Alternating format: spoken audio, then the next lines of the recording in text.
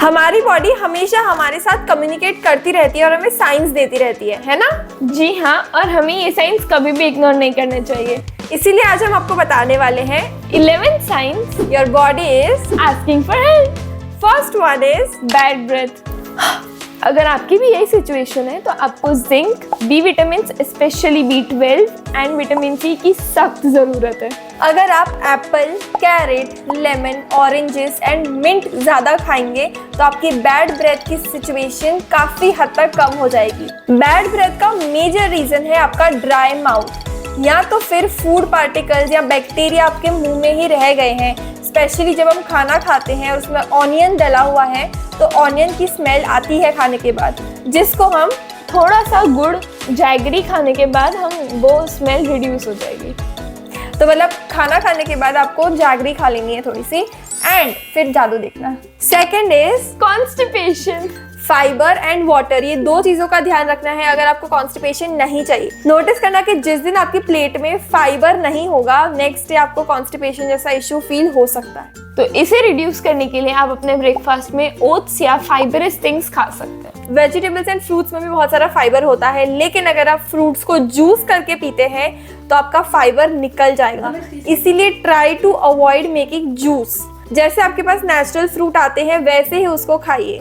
Third is white patches on nails. जब आप में zinc, calcium and vitamin D की डेफिशिएंसी होती है तब ये आपको देखने मिलेगा। Milk products and leafy vegetables में काफी सारा कैल्शियम होता है, प्लस मखाना में भी बहुत सारा कैल्शियम होता है और ये कैल्शियम तभी आपकी बॉडी में अब्सॉर्ब होगा जब आपको विटामिन डी मिलेगा। इसका सबसे अच्छा सोर्स है सनलाइट।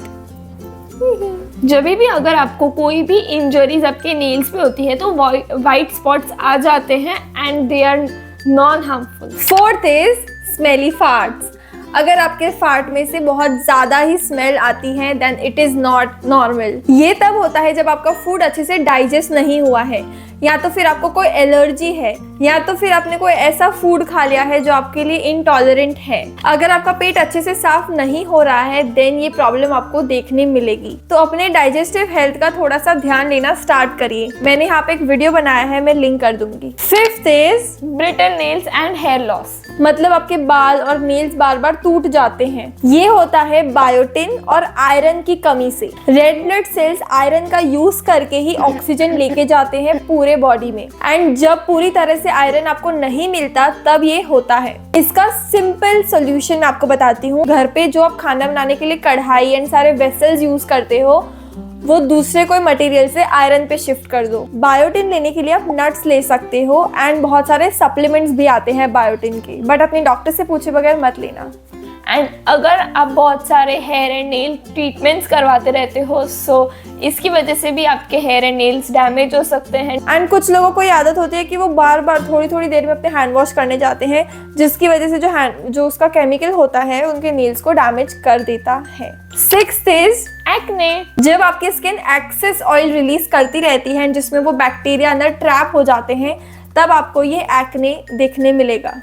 ऑल्सो पॉल्यूशन की वजह से भी आपको एक्ने की प्रॉब्लम्स होती है। अगर चिन एरिया पे आपको एक्ने हो रहे हैं देन वो हार्मोनल हो सकते हैं। मैंने ऐसे बहुत सारे लोगों को देखा है जो शुगर एंड मिल्क प्रोडक्ट्स को बंद कर देते हैं खाना, तब उनके एक्ने बहुत ही ज्यादा कम हो जाते हैं। स्ट्रेस की वजह से भी बहुत ज्यादा एक्ने हो जाते हैं।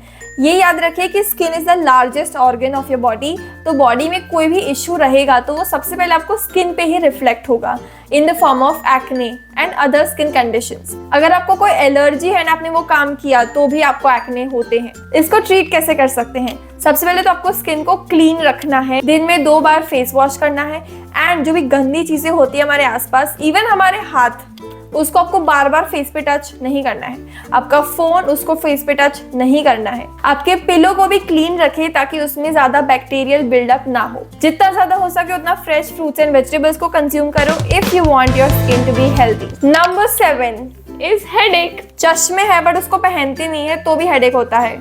ऑल्सो स्ट्रेस एक मेजर रीजन है। फोन अगर बहुत ज्यादा नजदीक से देख रहे हैं तो थोड़ी देर बाद हेडेक जैसा फील होने लगता है। अगर हेडेक रोज रोज हो रहा है जिससे आपकी लाइफ बहुत मुश्किल बन गई है देन ये इन्फ्लेमेशन या तो फिर ब्रेन में ब्लड वेसल्स के आसपास कुछ प्रॉब्लम हो सकती है। रोज रोज हेडेक की प्रॉब्लम बंद करनी है तो स्ट्रेस लेना कम करिए, स्लीप अच्छी खासी लीजिए, रोज 20 to 30 मिनट्स आउटडोर वर्कआउट या इंडोर वर्कआउट किसी भी टाइप का वर्कआउट जरूर करिए।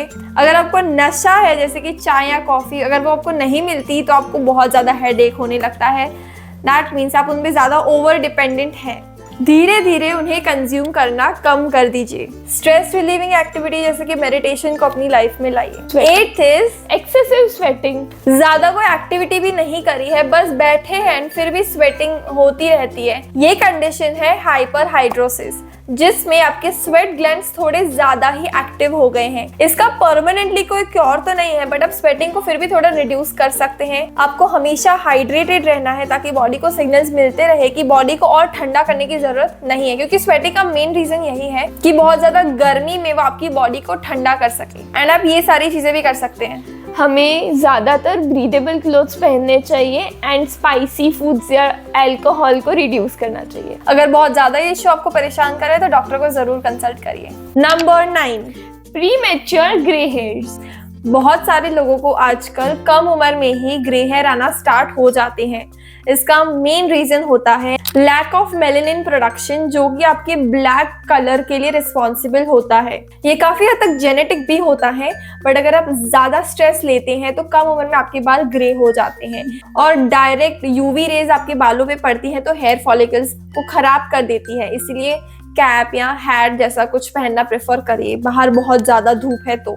Vitamin B12, iron, copper and zinc की डेफिशिएंसी के कारण भी हमें प्रीमेच्योर ग्रेइंग ऑफ हेयर भी हो सकता है। फोकस ऑन हेल्दी लाइफस्टाइल, जहाँ पे आप स्ट्रेस मैनेज करेंगे, एक्सरसाइज रेगुलरली करेंगे, अपने मूड को अच्छा रखेंगे एंड एंटीऑक्सीडेंट कंज्यूम करेंगे, तो आपके प्रीमेच्योर ग्रे हेयर होने के चांसेस बहुत ज्यादा कम हो जाते हैं। Number 10, sleep disturbance. रात को सोने गए बट जल्दी नींद नहीं आ रही है, आधी रात को नींद बार बार बीच में खुल जाती है, क्या अवॉइड करना चाहिए? कैफीन, अल्कोहल, हेवी मील्स और सबसे ज्यादा इम्पोर्टेंट स्पाइसी फूड्स अवॉइड कीजिए। क्या लेना चाहिए? गरम हल्दी वाला दूध जो आपकी बॉडी को रिलैक्स करता है, नींद आने में हेल्प करता है। चेरीज जिसमें मेलेटोनिन हार्मोन होता है, ये आपकी स्लीप को इम्प्रूव करता है, रेगुलेट करता है। बहुत सारी ब्लू लाइट अगर आपके आंखों के सामने है तो भी आपको अच्छे से नींद नहीं आएगी, इसीलिए अगर आप फोन यूज करते हैं तो ब्लू लाइट फिल्टर यूज करके करें। स्टिल आपको नींद नहीं आती है तो यहाँ पे मैंने वीडियो लिंक किया है, वो जरूर देखना। Number 11, last but not the least, joint pain. ये ज्यादातर ओबेसिटी एंड एजेड होने के कारण होता है, बट अगर आप बहुत छोटे हो फिर भी आपको ये प्रॉब्लम्स हो रही है तो ये इन्फ्लेमेशन की वजह से हो सकता है। इन्फ्लेमेशन को रिड्यूस करने के लिए fruits, vegetables and omega 3 fatty acid अपनी डाइट में इंक्लूड करिए। एंड अगर आपका वेट ज्यादा है तो वेट कम करना भी आपके लिए इम्पोर्टेंट है। यहाँ पे मैं वीडियो डाल दूंगी जो आपको वेट लॉस करने में हेल्प करेगा। हीट एंड कोल्ड थेरेपी भी आप ट्राई कर सकती हैं। चैनल को सब्सक्राइब नहीं किया तो अभी कर लेना एंड बेल आइकन भी प्रेस कर लेना। मैंने अभी एक घर पे पीनट बटर बनाया था जिसका वीडियो मैंने यहाँ पे अपलोड किया है, जरूर चेकआउट करना। अगर और कोई भी क्वेश्चंस है इस टॉपिक के रिलेटेड तो कमेंट सेक्शन तो आपके लिए ओपन ही है, आप कोई भी अपने डाउट्स पूछ सकते हैं। सो मिलते हैं नेक्स्ट वीडियो में, तब तक take care and bye bye.